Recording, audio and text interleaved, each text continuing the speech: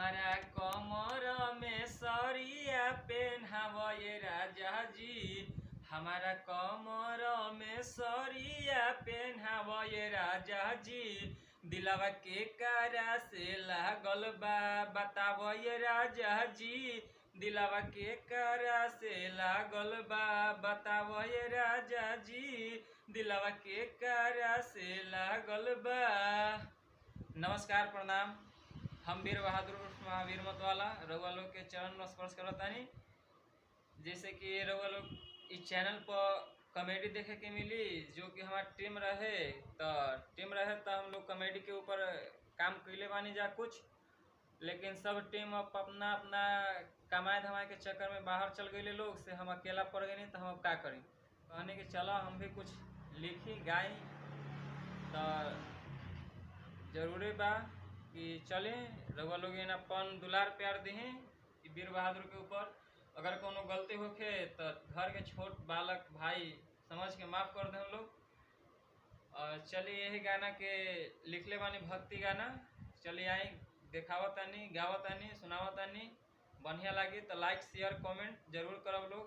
और चैनल के सब्सक्राइब नहीं कैले जा तो कर ले हम लोग। जय हिंद, जय भारत। चलिए देखिए सुनिए लोग गाना देखते हैं, गाते हैं गाना कैसा लगता है देखिए रहे आप लोग। ट्रैक है दिलवा के करा से लागल बताइए, सुनिए।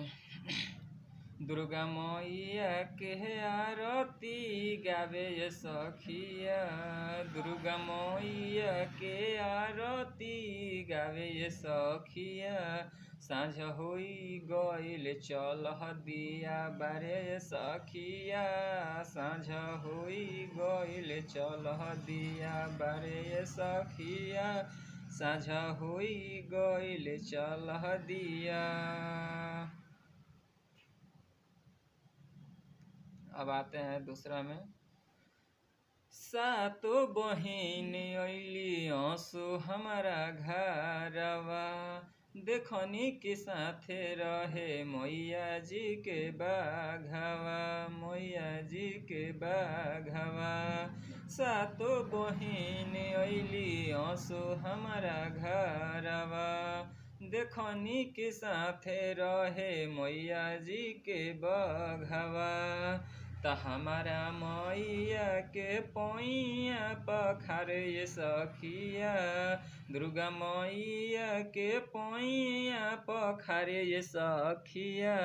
साँझ होई गइल चल दिया बारे ये सखिया।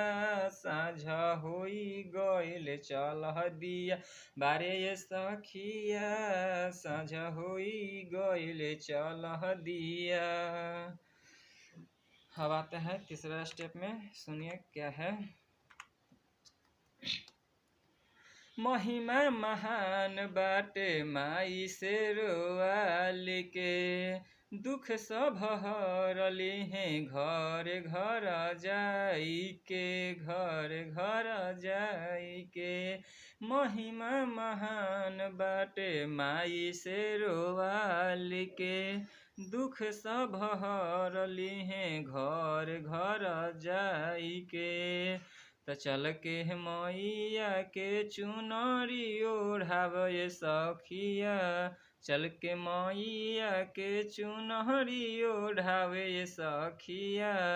साँझ होई गइल चल दिया बारे ये सखिया। साँझ होई गइल चल दिया बारे ये सखिया।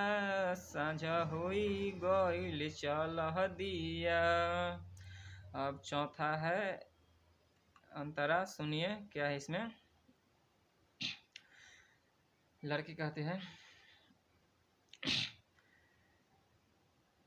करिले अरजी माई मरजी तोहार बा।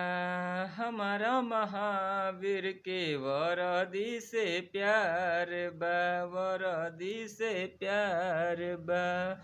करिले अरजी माई मरजी तोहार बा। हमारा महावीर के वरदी से प्यार बा। तब भोगवा मैया के जल्दी लगवाव ये सखिया, भोगवा मैया के जल्दी लगवाव ये सखिया, साँझ होई गइल चलह दिया बारे ये सखिया, साँझ होई गइल चलह दिया बारे ये सखिया, साँझ होई गइल चलह दिया।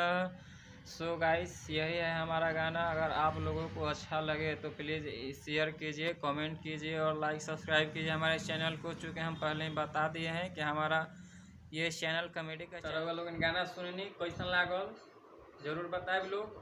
और हाँ, हमारा तो अभी शुरुआत हो, लेकिन हमारा ख्याल से एक वर्ड हम गलत बोले बानी और अंतिमे में कहें तो हम चाहब कि लोग कमेंट करके बताए लोग कि कहाँ हम गलत बोले बानी। मतलब ये गाली गलौज वाला नहीं थे, बट हमरा वो चीज़ नहीं थे बोले के वहाँ, लेकिन हम बोल दिले बानी। कोनो खराब बात भी नहीं थे, लेकिन वही चीज़ के हम जानना चाहते नहीं कि हम कहाँ गलत बोलनी। कमेंट करके बताए लोग। जय हिंद, जय भारत।